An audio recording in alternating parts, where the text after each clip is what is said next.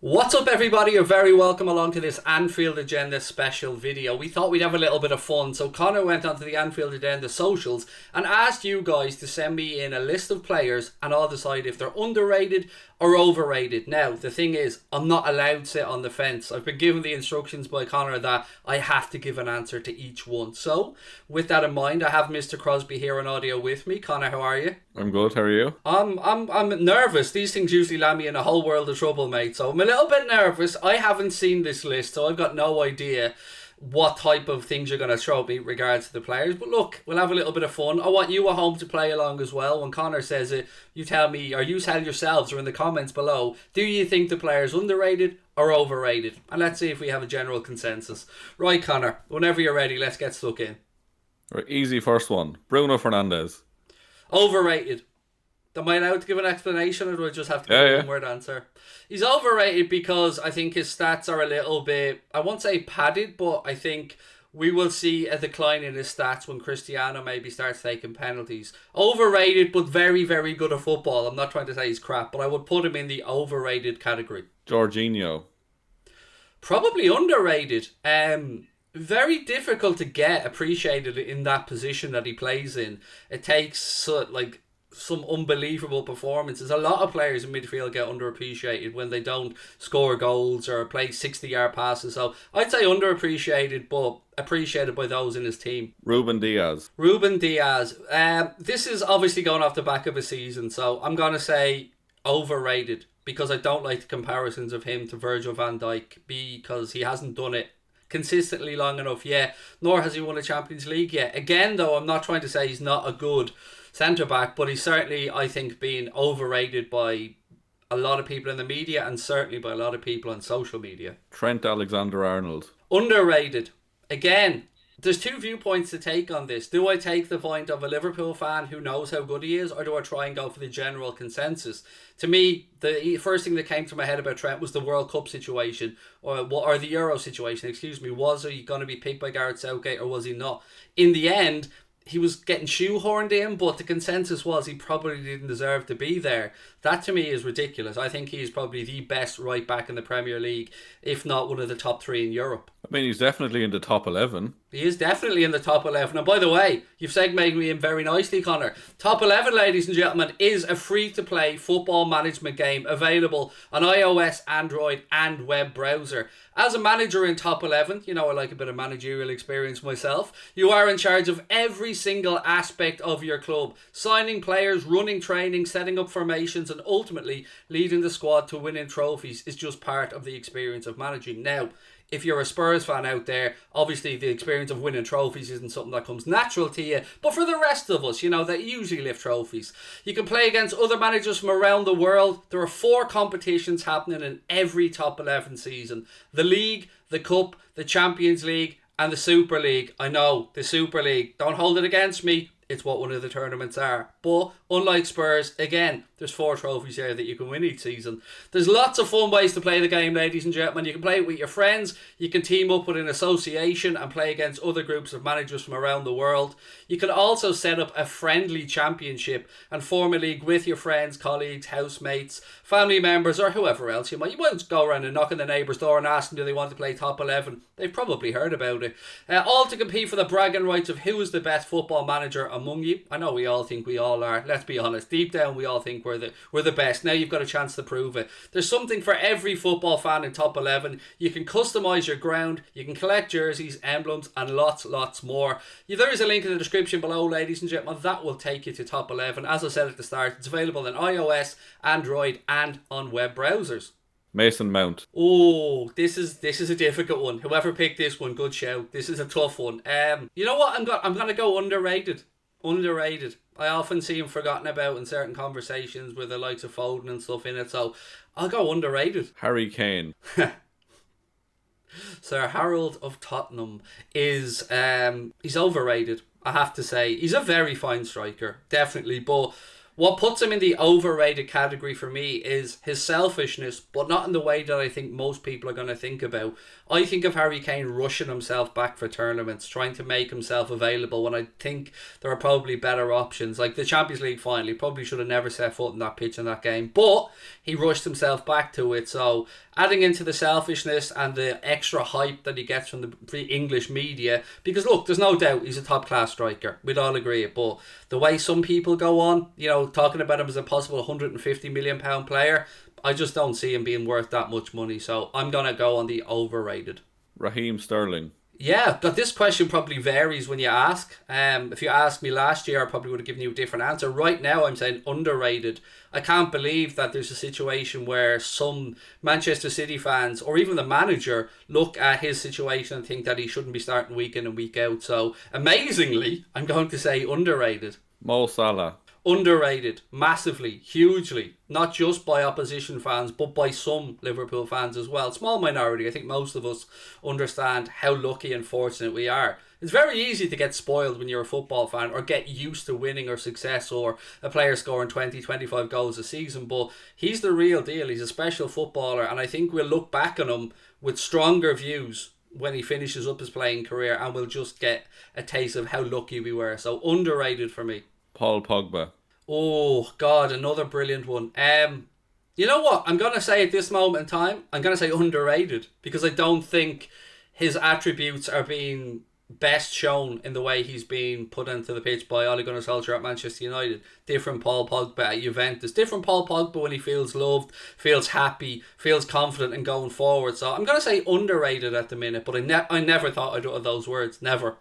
Phil Foden. So hard to answer. And I'm going to say overrated. It's not because of the Manchester City thing. It's not because he's English. It's nothing to do with any of that. It's that I feel of the young players breaking through, he's the one that gets spoken about the most in the media, whereas the likes of Mason Mount probably don't get the same credit. But he does get massive credit in my book for being patient at Manchester City. When David Silva was ahead of him, he stuck with his manager. He knew there was a plan there, and look, another excellent footballer, but probably a little bit overrated at the minute. And I say that maybe being a bit protective of him. If I was his manager, I'd still be trying to keep his feet on the ground and downplay things a bit. Mason Greenwood. Ooh, I suppose it's who you're asking. I'm a Liverpool fan, clearly, but I rate the guy really, really, really highly. So I'm going to say underrated, because I still see a few people questioning him, or will he make it, or where is his place in the team now that Cristiano Ronaldo's there, and will he be able to start regularly? I think he is the real deal, Mason Greenwood, and I think definitely underrated by the majority. Harvey Elliott. This is a really hard one, because to be fair, I wouldn't expect many people outside of Liverpool to really know too much about Harvey Elliott or his development. Of course, the really hardcore football fans will know about his time at Fulham and his move to Liverpool. So I know I'm not allowed to sit on the fence on this one, but I'm going to say underrated, because I don't believe the world has had a chance to see enough of him in action yet to appreciate just what we as Liverpool fans see. It's probably like when Mason Greenwood was coming through at United. Everybody knew what was happening. Everybody knew this kid was going to make it. I put Elliott in the same boat. Jack Grealish. Overrated. Jack Grealish is not a £100 million footballer.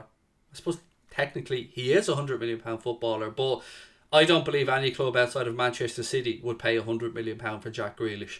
Another excellent footballer. Saying someone's overrated isn't me saying that they're not a good footballer, but can we justify the fact that he's a £100 million footballer? I can't square that in my head just yet, so I'm going to say overrated. Wilfred Zaha. I don't rate Wilfred Zaha as highly as many other people. So very difficult, because for me, I'd say he's overrated, but other people might think he's underrated. So I'm going to say overrated. He didn't make it at Manchester United for whatever reasons.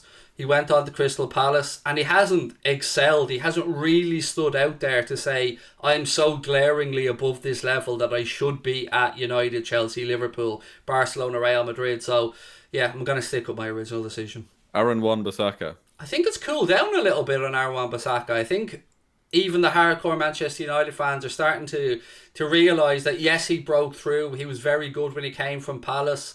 There's lots of potential there. But I think that even the conversations around him being comparable to Trent or other great right backs have died down a little bit. So yeah, I'm going to say he's overrated, but again, not being disrespectful, I just think, like most young players, he's not there yet. He's got some developing to do, and the way some fans speak about him, they think he's the finished article. But he will get there. He will be a great player. But so I'd go overrated for now. Roberto Firmino. Again, it's a who you ask, and if you're asking a Liverpool fan, I'm saying underrated. You know, what Bobby brings to our team is immeasurable to me, and has been since he came in. Now, I'll be the first one to say I think he could be on the decline. I think Father Time is catching up with him, but I don't think he's ever received the appreciation or accolades throughout the wider football community that he gets from Liverpool fans. So I'm going to say underrated. Romelu Lukaku. Do you know, I still think probably underrated. My gut when Chelsea signed him was that they are signing as close to a guarantee player for their system and for their club as possible.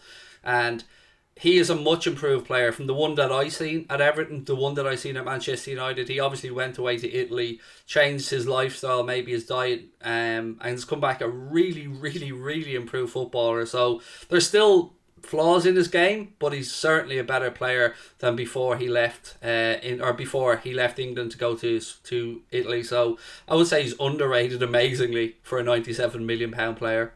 Kevin De Bruyne. I don't think anybody can overrate Kevin De Bruyne, because I think anybody that does speak so highly of him is right. Amazingly, I'm going to say underrated, because I don't think you can overrate him. I think you can only just not acknowledge exactly how good he is, because whatever facets we speak about, we're probably going to not recognise one or two. So I think he probably hasn't received the recognition, particularly over the last few years, because of other signings coming into clubs like Van Dijk at Liverpool or Bruno Fernandes at United, and at times he has almost carried that Manchester City team to some extent.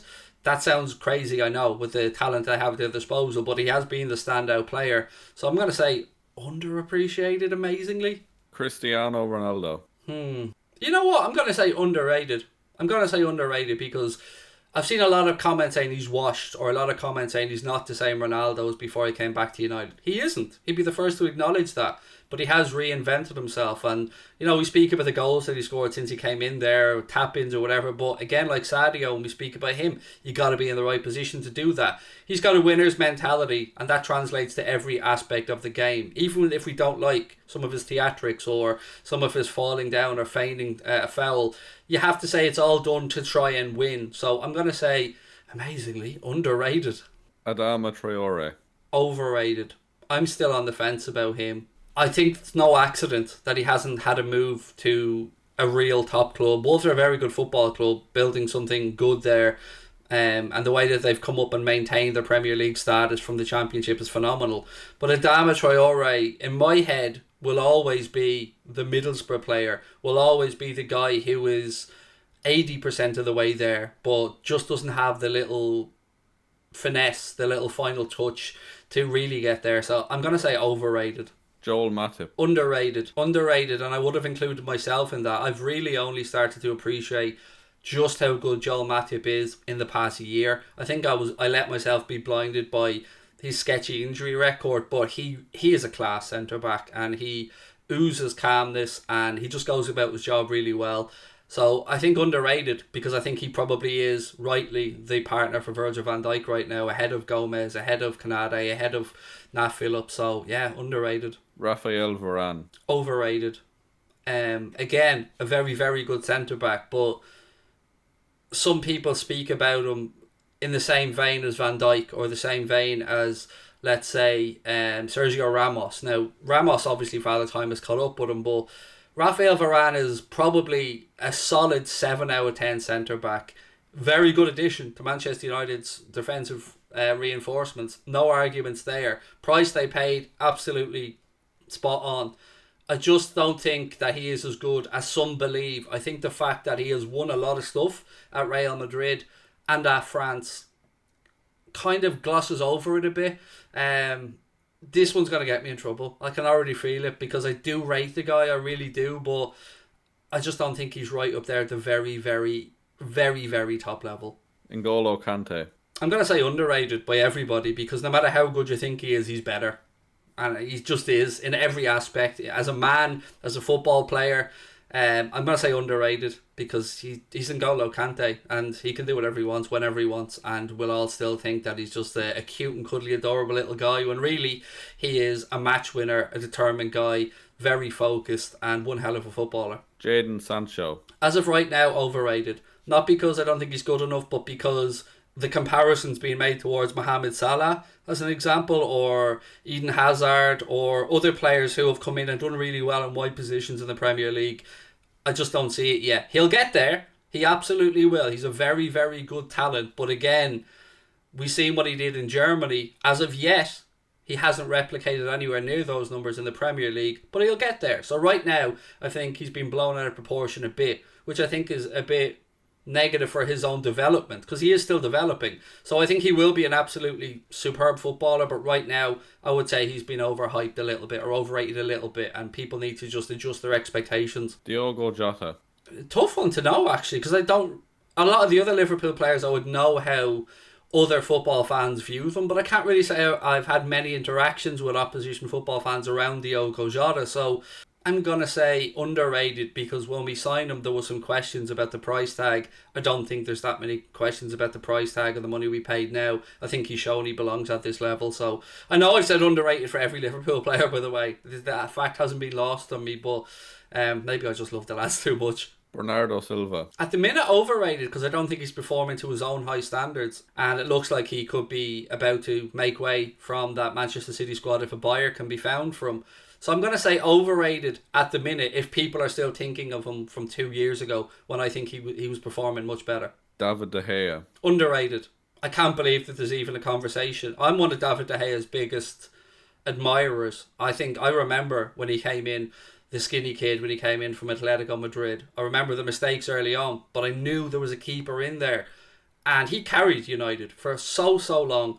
And I find it really disrespectful that there was even a conversation between him and Dean Henderson, because Dean Henderson is nowhere near the calibre of David De Gea to me. So I'm going to say right now he doesn't get the respect he deserves. Thiago Alcantara. Oh God. I've got to be fair on this, and I've got to say, much like Bernardo Silva, I would say overrated at the minute, because I don't think he is performing at the level he's capable of, but still gets spoken about, particularly by us. And look, we want to big up our own players, but I do think he has some improving to do. So, you know, we think of Thiago at Bayern Munich and you think of the Thiago now, if we're calling them at the same level, I would say he's probably a little bit overrated now.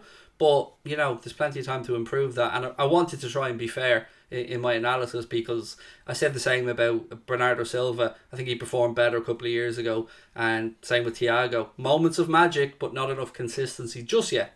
Right, ladies and gentlemen, you've heard what I've had to say. You've put the names at me. You've put them on the spot. Now, after you finish downloading Top 11, don't forget, link in the description, let me know your thoughts on the players that I've mentioned. Was I right? Was I wrong? And if so, why was I right or why was I wrong? Please do let me know in the chats. Don't forget, hit that subscribe button, drop a like on the video, get yourselves over the Top 11 and prove how good of a manager you are or are not. The game is on.